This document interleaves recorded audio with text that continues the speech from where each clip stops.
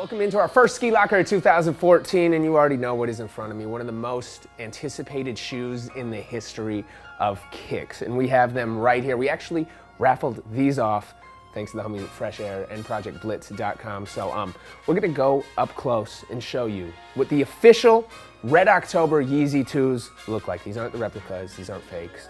These are the official versions. You're seeing first for the first time on Skeelocker.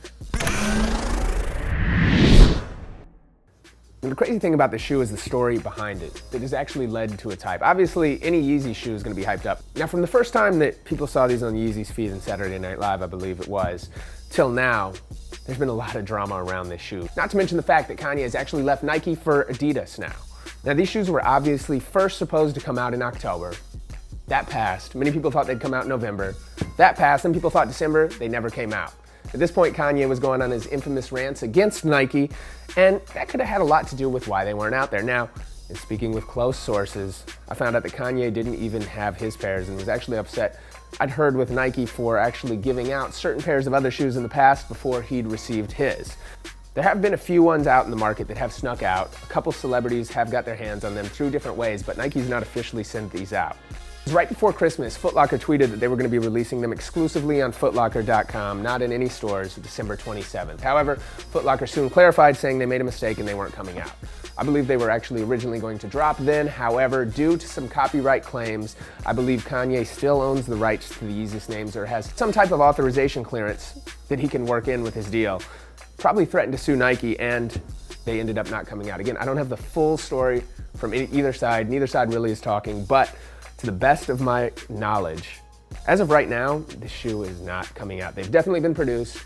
They're definitely sitting in a warehouse somewhere, but there's a good chance they could all be destroyed. Now, people say, why would Nike destroy a shoe that makes so much money for them? The reality is it really doesn't make that much for them just because it's such a small quantity of a shoe. And remember, they're not selling these for the thousands of dollars it's going for. Its retail price is around $250. So Nike doesn't have a ton to gain, especially when Kanye is speaking out crazily against the CEO of the company. They're probably not too happy with that. So we'll see if this shoe does in fact ever come out. A lot of people think it will. The shoes have definitely been made. As you can see, these ones were made in June, which means they should have come out this past year. However, they're not. We'll see if there'll be a quick strike, what Nike decides to do with them. And it's even more complicated by Nike and Kanye's relationship, not to mention the fact that Kanye's not a Nike athlete or artist or endorsee anymore. So we'll have to see what happens. In my gut, I don't think these shoes are ever gonna see the light of day. So these might be the only up close shots you see of them.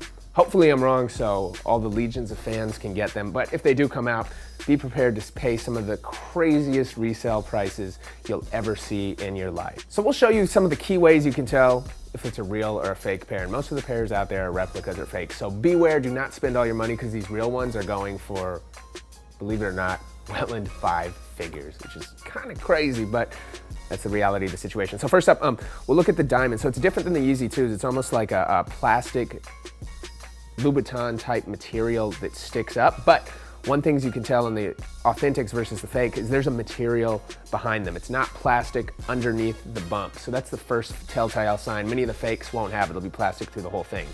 Second off is the swoosh itself. It'll have an inlet like diamond cut pattern on the swoosh, so it won't be a flat swoosh. It is 3D, it does stick out, but it does go in deep with some of the diamond cuts. The next way is the suede. So the suede actually goes above the bump right here and is pretty good quality, especially from some of the recent releases that we've seen. Overall, just with Nike in general, these are very high quality in terms of the way they were put together. Another obvious telltale sign is the pattern of the mesh. So it should be a diagonal one where the cut goes left to right and up and down at the same time, as opposed to just vertical and horizontal that you'll see in the fakes. You'll also get the same diamond bump material on the lace lock, and of course, the gold lace tips that you've come to see with the Yeezys. Now the inside tag is a simple Nike tag that's actually attached to it. It'll read you when these were manufactured, and these actually happen to be manufactured in June of 2013. You get all the UPC codes. These can be faked, but again, you can tell between fake and authentic shoes just based off the quality of the text, making sure everything's spelled right, and just making sure the quality is A1 like an official Nike release. Now, in terms of details for the shoe itself, one thing that I noticed when I first saw them is how bright it is. It really is red October. Like, there's different levels of red. Obviously, the suede and the insert, and even the bottom that glows a little, is a little bit darker versus the main patterns of the shoe, from the laces to the mesh, to the strap. which are very bright, almost infrared type of red. It's a very bright color shoe, and it definitely stands out and grabs your attention, more so in person than even in the details. One cool thing about these shoes too is that the red does glow. Now I didn't think it would until I saw it in person, and it's not as deep of a glow as we're used to with like the neon green, but when you put it under the light, as you can see right here, it actually does glow with a slight red glow, which is really, really cool.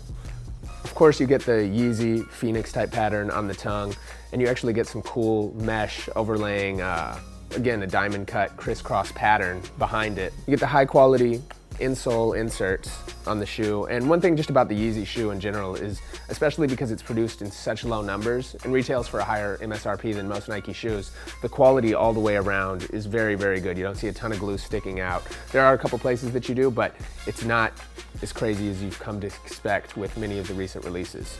Now again, none of the authentic shoes out in the marketplace right now have a box, but they do come with this authentic bag. So this is the same bag that you've known from the past Yeezy 2 releases, and you get the same, not the same material on the shoe, but you get the same red color on the actual bag itself, and the same laces, which include the gold tips and the lace locks with the diamond bumps on them. Other than that, it's pretty simple. You get the Yeezy Phoenix logo and the Nike Sportswear logo on the back, since it is a Nike Sportswear release. And shout out to everybody that came out to our raffle, hosted by Fresh Air and ProjectBlitz.com, and stay tuned. We're gonna have a great year with Skeelocker. It's 2014, and hopefully we gave you some clarification or more confusion and some details that you guys enjoyed right here on the Red October Yeezy Tips.